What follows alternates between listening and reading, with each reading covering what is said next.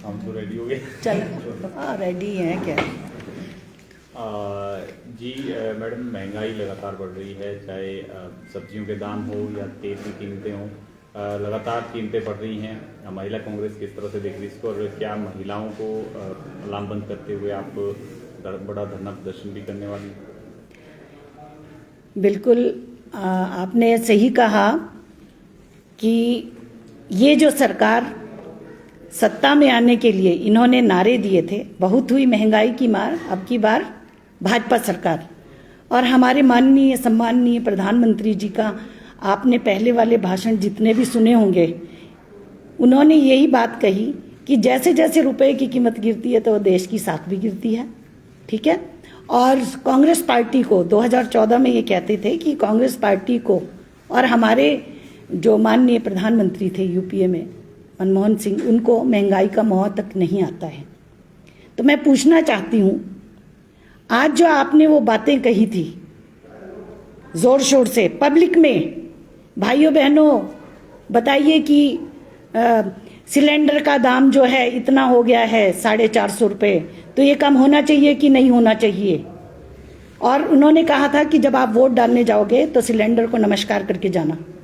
तो मैं ये पूछना चाहती हूँ, जब 450 रुपये का सिलेंडर था वो महंगा था, तो आज 1052 रुपये का सिलेंडर मिल रहा है, क्या वो सस्ता है? जो आपने बातें लोगों से कही, लोक लुभावन नारे देकर जो आपने जनता को गुमराह किया और जनता आपकी बातों में आकर आपको वोट दिया, इसी आस में लोगों ने वोट दी थी कि महंगाई कम होगी। आप सरसों का तेल देखिए, 80 रुपये 85 रुपये लीटर था, आज 240 रुपये है। और पेट्रोल डीजल अंतर्राष्ट्रीय बाजार में जब यूपीए सरकार थी उनके दाम आसमान को छू रहे थे, लेकिन फिर भी हमारी सरकार ने कभी भी 74 रुपये से ऊपर पेट्रोल और डीजल के दामों को नहीं होने दिया। आज आप देख रहे हैं कि 107 108 रुपये पार हो गया है। दालों के दाम देख लीजिए आप कोई भी ऐसी चीज इस सरकार में नहीं दे सकते हैं जो जनता की पहुंच में हो, चाहे वो दालें हो, आटा हो, सब्जियां हो, जूते हो। इन्होंने कहा था कि हम लोग जो गरीब लोग हैं उनको हवाई चप्पल पहनने वालों को हवाई जहाज का सफर करवाएंगे, लेकिन कितने दुख की बात है कि आज हवाई जहाज में सफर करना तो दूर की बात है, खाने पीने की चीजें सारी इतनी महंगी, सब्जियां महंगी, चप्पल महंगी, कपड़े महंगे। जो चप्पल है हवाई चप्पल वो भी आपने छीन ली। तो मुझे तो ये लगता है ये सरकार जो है जनता के जितने भी मामले हैं उनसे इनको कोई भी सरोकार नहीं है। दिनों दिन हर रोज आप देख रहे होंगे कि खाने पीने की चीजों के दाम जो है वो बढ़ते जा रहे हैं। और मजाल है कि ये जो सरकार है महंगाई के मुद्दे पे एक शब्द भी बोल रही है।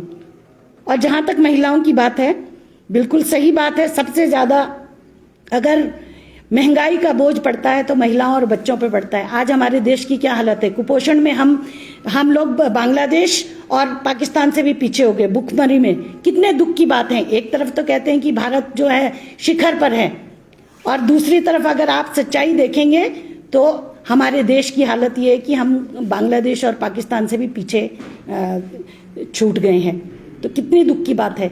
मैं तो ये कहना चाहूंगी ये जो सरकार है इसको महंगाई और बेरोजगारी, आप देखिए बेरोजगारी कितनी चरम सीमा पे है। आज एक महंगाई की मार, ऊपर से बेरोजगारी की मांग। कोई भी वर्ग इनके अत्याचारों से अछूता नहीं है, चाहे वो युवा है, महिलाएं हैं और चाहे किसान हैं। आपने देखा होगा हर वर्ग सड़कों पे है। इन्हें सिर्फ सत्ता का लालच है, ये सत्ता पे बैठ गए, इलेक्शन से पहले जो वादे करते हैं इलेक्शन के बाद वो उन्हीं वादों से मुकर जाते हैं। मैं पूछना चाहती हूँ, आप देख लिए हिमाचल प्रदेश में आप देखिए कि महिला सुरक्षा की क्या हालत है। आए दिन आप लोगों के माध्यम से हम लोग समाचार पत्रों में और इलेक्ट्रॉनिक मीडिया में देखते हैं कि बलात्कार की कितनी घटनाएं हो रही है। सरकार उन पे कितना संज्ञान ले रही है। हमने देखा कि कानून व्यवस्था जो है वो बुरी तरह से चरमरा गई है।